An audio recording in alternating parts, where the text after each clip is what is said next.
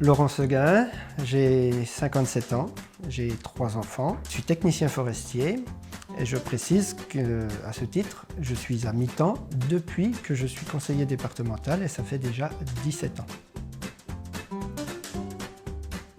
Je suis né à La Longine, c'est sur le canton, l'ancien canton de Fauconnier, aujourd'hui canton de Mélisée. J'y ai vécu jusqu'à l'âge de 3 ans, j'ai fait quelques jours de scolarité à La Longine et ensuite mes parents ont construit la maison que j'ai reprise depuis à Fauconnier et depuis cette date j'habite à Fauconnier.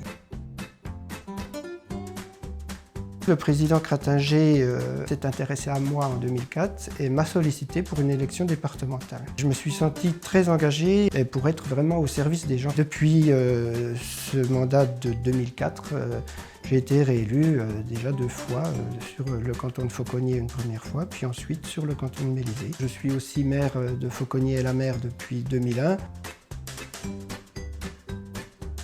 Donc je me suis engagé dans la vie publique, au final, pour servir les habitants, servir le monde économique, le monde agricole, servir le monde associatif également.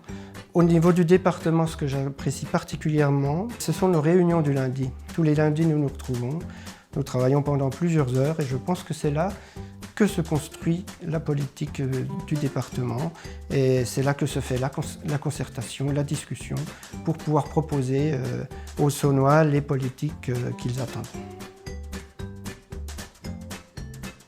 Yves Crattinger est un homme qui a fait de son engagement une passion. Travailler aux côtés d'un homme comme Yves Crattinger, ça nous engage également. Il sait nous proposer des politiques qui sont celles qu'attendent les gens.